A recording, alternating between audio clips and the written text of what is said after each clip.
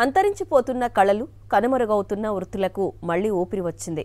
ఇక మా జీవితాలు ఇంతే అనుకున్న పేదల బతుకుల్లో వెలుగులు వచ్చాయి. దీనంతటికీ ఒకే ఒక కారణం రాష్ట్రానికి పట్టిన దరిద్రం పోవటం. మనసున్న మారాజు ముఖ్యమంత్రిగా రావడం అంటున్న చీరాల ప్రజల మనోభావాలపై ప్రత్యేక కథనం. వీళ్ళు వాళ్ళు అని లేదు, ఏ వర్గాన్ని కదిలించినా, ఏ వృత్తి చేసుకునే వారిదైనా ఒకటే మాట, చంద్రబాబు పాలనలో మాకెలాంటి న్యాయం జరగలేదని. మాటలు తప్ప ఆయన చేసిందేమీ లేదంటున్నారు. కాపులకి చంద్రబాబు నాయుడు ప్రభుత్వంలో ఎటువంటిది కూడా రాలేదు. జగన్మోహన్ రెడ్డి వచ్చాక గత 4 సంవత్సరాలుగా కాపు నేస్తం పేరుతో మా ఇంట్లో డబ్బులు వచ్చినాయండి. ఇప్పటికైతే చాలా బాగా చేశారు. గత ప్రభుత్వంలో నాకు ఏమీ చేయలే. పంచాయతీ ఆఫీస్కి వెళ్తే 200 ఛార్జీలు అయ్యాయి. నేను తిరగటానికి, పింఛన్ ఇవ్వటానికి 3 రోజులు కష్టపడేదాన్ని.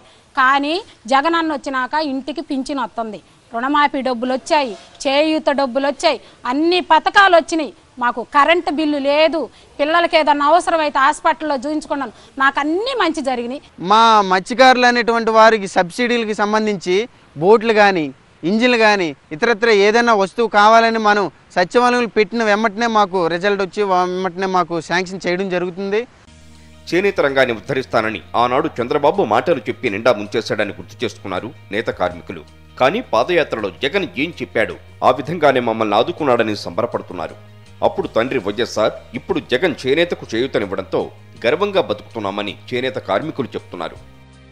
బట్టలు నేసి ఇంత దాకా వచ్చానంటే ఆయన లేకపోతే కరోనా కాలంలో చనిపోయేవాడిని. వాస్తవంగా అయితే మామూలుగా అన్నానికి లేక, తిండికి లేకపోతే ఆ రోజుల్లో 6 నెలలకి డబ్బులు వేసి మళ్ళీ 6 నెలలకే మళ్ళీ డబ్బులు వేసాడు 24,000. ఆయన రుణం ఎలా తెచ్చుకోవాలి, అదే ఆ 24,000 ఎగిపోతే మేము ఎప్పుడో చనిపోయేవాళ్ళమే. ఏ ఆధారం లేదు మాకు, నాకు కంటి చూపు కూడా లేదు. స్పెడ్స్ అవన్నీ కూడా ఆయన ఇచ్చాడు.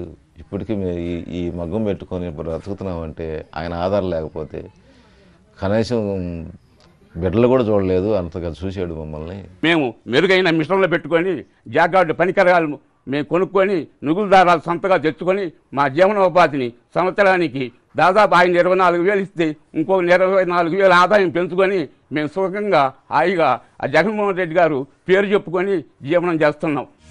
జగన్ అందిస్తున్న సంక్షేమాలతో చేనేతను బతికించుకోవడమే కాదు, మా పిల్లలను ఉన్నత చదువులు చదివించుకుంటున్నామని సంబరపడుతున్నారు. మా అమ్మాయికి నేను మెడిసిన్ చదివించుకోగలుగుతున్నాను. జగనన్న మాకు ఎంతో సహాయం చేస్తున్నారు. ఆ విద్యా దీవెనతో పాటు వసతి దీవెన రావడంతో మా అమ్మాయి కాలేజీ ఫీజుకి కానీ, అమ్మాయి హాస్టల్ ఫీజుకి కానీ మేము దానికి చాలా ఉపయోగపడుతున్నాం. అట్లానే మేము చేనేత వృత్తి చేసుకుంటూ ఉన్నాము. దీంట్లో భాగంగా మాకు నేతన్న నేస్తం కూడా లభించింది. ఇన్ని పథకాల ద్వారా మన రాష్ట్రాన్ని అభివృద్ధి చేస్తున్న జగనన్నకు మా తరపున కృతజ్ఞతలు. బీడీ కార్మికులు సైతం చంద్రబాబును నమ్మడం లేదు. చిన్నవాడైనా మా కష్టాన్ని గుర్తించి మమ్మల్ని కూడా సీఎం వైఎస్ జగన్ ఆదుకుంటున్నారని ఆనందం వ్యక్తం చేస్తున్నారు వారు. పింఛన్ సరిగా తొందరగా ఇచ్చేవాళ్ళు కాదు, రోజులు పట్టేది. తిరిగి తిరిగి కాళ్ళు నొప్పులు పుట్టేవి, తిరగలేకపోయేవాళ్ళం. ఇప్పుడు వాలంటీర్ని పెట్టారు జగన్ గారు, పెన్షన్ బాగా ఇస్తున్నారు, 18,000 కూడా వస్తాయి. మహిళల పట్ల సీఎం వైఎస్ జగన్కి ఉన్న నమ్మకాన్ని నిలుపుకొని మా కాళ్లపై మేము నిలబడ్డామని ధీమాగా చెప్తున్నారు మహిళలు. ఆ 18,000తో ఈ వచ్చే పింఛన్తో నేను వ్యాపారం పెట్టుకొని నా కుటుంబాన్ని బతికించుకుంటున్నానండి. చివరకు చంద్రబాబు పాలనలో దివ్యాంగులకు కూడా న్యాయం జరగలేదంటున్నారు బాధితులు. జగన్ వచ్చాకే మాకు మళ్లీ మంచి రోజులు వచ్చాయంటున్నారు. టీడీపీ వాళ్ళు రాగానే సదరం క్యాంపు ఒంగోలులో పెట్టారు. పెట్టంగానే ఈ పెట్టి క్యాంపు అని పెట్టేసేసి నాకు కేటగిరీ తక్కువ వేసి ఈ సర్టిఫికెట్ ఇచ్చి నీకు లేదు పెన్షన్ అని చెప్పి వేశారు. జగన్ గారు వచ్చారు. జగన్ గారు రాగానే మళ్ళీ నేను సదరం క్యాంప్కి వెళ్ళాను. వెళ్ళతంతోనే 3 డాక్టర్లతో సర్టిఫికెట్, 3 డాక్టర్లు సర్టిఫికెట్ ఇచ్చారు నాకు ఓకే అని. ఈ సర్టిఫికెట్ తీసుకొచ్చేసి మా వాలంటరీ గారికి ఇస్తే మా వాలంటరీ లోకేష్ గారు వచ్చేసి పెన్షన్కి పెట్టారు. పెన్షన్కి పెడితే పెన్షన్ ఓకే అయింది. ప్రతి నెల 6 లోపులే మాకు పెన్షను 3,000 రూపాయలు ఖచ్చితంగా ఇచ్చేసేస్తుంది. జగన్ పాలనలో మా పిల్లలు చక్కగా చదువుకోవడమే కాదు, మంచి ఆహారం కూడా తినగలుగుతున్నారంటున్నారు తల్లిదండ్రులు. 2 పిల్లల్ని గవర్నమెంట్ స్కూల్లో జాయిన్ చేశాము.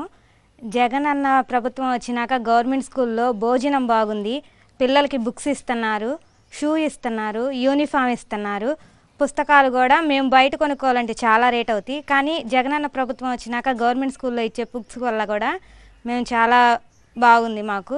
భోజనం అది కూడా అంతా బాగుంది. పిల్లలకి రోజుకు ఒక వెరైటీ పెడుతున్నారు, గుడ్డు ఇస్తున్నారు, పాలు ఇస్తున్నారు, రాగి జావ కూడా ఇస్తున్నారు. అంతకుముందు చంద్రబాబు ఉన్నప్పుడు ఇట్లాంటివి ఏమీ లేవు. జగన్ అన్న గారు వచ్చినాక మాకు అన్నీ బాగా వస్తున్నాయి. అమ్మఒడి కూడా వచ్చింది. అన్ని రంగాలు అన్ని వర్గాలకు సీఎం జగన్ సమ ప్రాధాన్యతనివ్వడం రాష్ట్ర అభివృద్ధికి దోహదం చేస్తుందంటున్నారు ఆర్థిక నిపుణులు.